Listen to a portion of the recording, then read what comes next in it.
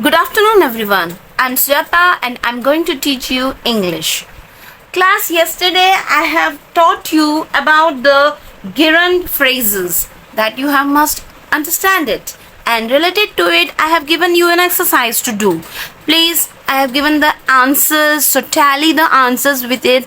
And if the answers are correct, please comment me in my comment section. Okay? So today I'm going to start another new topic, and the topic is infinitive phrases. Infinitive. You have heard about it in maths कि infinitive word एक single word. Okay? In the same manner infinitive phrases भी ऐसे ही होते हैं जो अपने ही आप में यूज किए जाते हैं. ठीक है? वैसे तो वो भी एक verb है, लेकिन उसको कई अलग तरीके से यूज किया जाता है. जैसे कि एन इन्फिनेटिव, सबसे पहले स्टार्ट करेंगे उसकी डेफिनेशन से. Okay, an infinitive phrase is a noun phrase. Again we are talking about noun, मतलब इसमें भी वर्ब को हम नाउन में कन्वर्ट करते हैं. That begins with an infinitive. ठीक है, जो इन्फिनेटिव से स्टार्ट किया जाता है. जैसे कि एग्जाम्पल के लिए everybody loves to watch cartoon shows. Here, the infinitive word starts from here. To watch cartoon shows. कैसे? To watch. To watch. जब हम watch बोलते हैं तो वो watch कई रूप से हो जाता है. कई वॉच हो जाते हैं, जैसे घड़ी भी हो सकता है. ठीक है, लेकिन यहाँ पे infinitive करने के लिए क्या यूज किया हमने? To.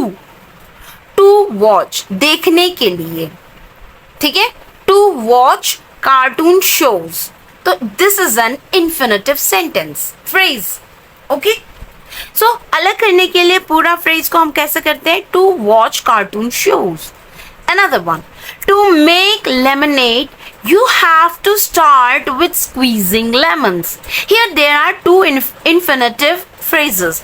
First, to make lemonade, and the other one is to start with squeezing lemons. Class, एक और चीज ध्यान से देखिए, यहाँ पे जो मेन वर्ब है वो जो यहाँ पे आप देख सकते हो वर्ब यूज की जा रही है. अब आप बोलोगे मैम आपने तो बोला था वर्ब यूज नहीं करते हैं, मतलब फ्रेजेस में नहीं आता, लेकिन यहाँ पे इन्फिनेटिव करके आया है. ये पूरे सेंटेंस के अंदर जो मेन वर्ब है वो है लव, और इसमें आप देख सकते हो तो यू हैव. ठीक है, देख सकते हो ना. तो ये जो फ्रेजेस के अंदर जो वर्ब किए जाते हैं वो सेपरेट है, वो मेन वर्ब, पूरा सेंटेंस का मेन वर्ब यूज नहीं माना जाएगा. ठीक है, सो उसी तरह से to start with squeezing lemons. To start. Okay, the third sentence, I try to look at the stage but I was to short.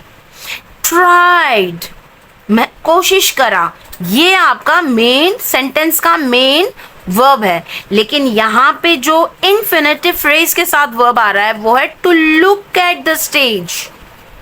ठीक है, she organised a rally.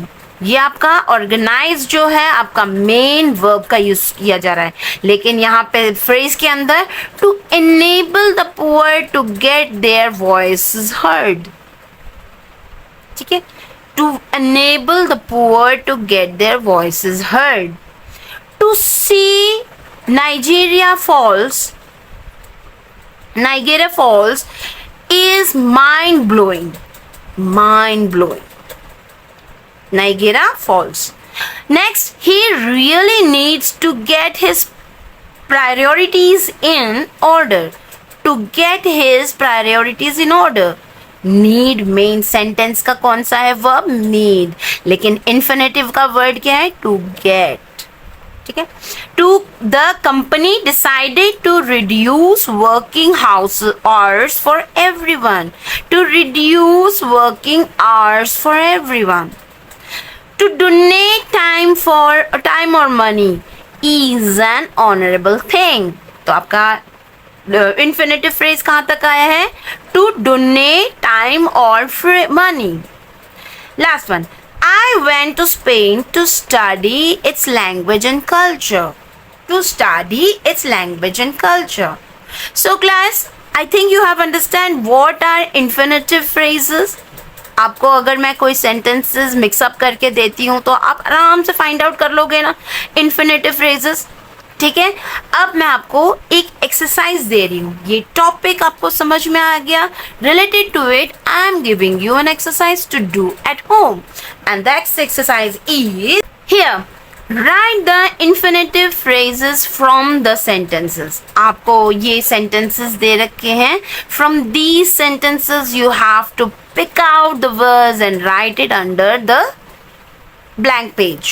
Okay, so make sure to write these answers and tomorrow I will give you the answers of these questions. I think you are extracting from me many more things and collecting more than what are the phrases आपने simple एक sentences में पढ़ा होगा कि clause phrase and clauses and phrases करके आपने पढ़ा होगा, but here अब आप समझ सकते हो कि phrases में भी कई different kinds हो सकते हैं और अलग अलग phrase को अगर किसी भी sentence के अंदर आपको phrase work out कर बोलोगे, आप कभी कभी बोलोगे अरे यहाँ तो phrase तो दिख ही नहीं रहा, हमने अगर mainly normal phrases पढ़ के चले गए होते कि मुझे तो समझ में नहीं आ रहा, लेकिन अब एक एक चीज आप क्लियर करते जा रहे हो तो आपको समझ में आ रहा है कि हाँ, अगर रैंडमली कोई क्वेश्चन सेंटेंस पुट अप कर दिया जाए और आपको बोले कि इसमें से एक फ्रेज फाइंड आउट करो, तो आप अलग तरीके से सोच के उसके काइंड्स को सोच के आप उसमें से फ्रेजेस फाइंड आउट कर सकते हो। So class, I think you are enjoying my videos and the information I'm giving you, you are also collecting all of the information. If you really like this video, make sure to hit the like button and subscribe to my YouTube channel and press the bell icon for more updates. Okay class, take care, bye bye.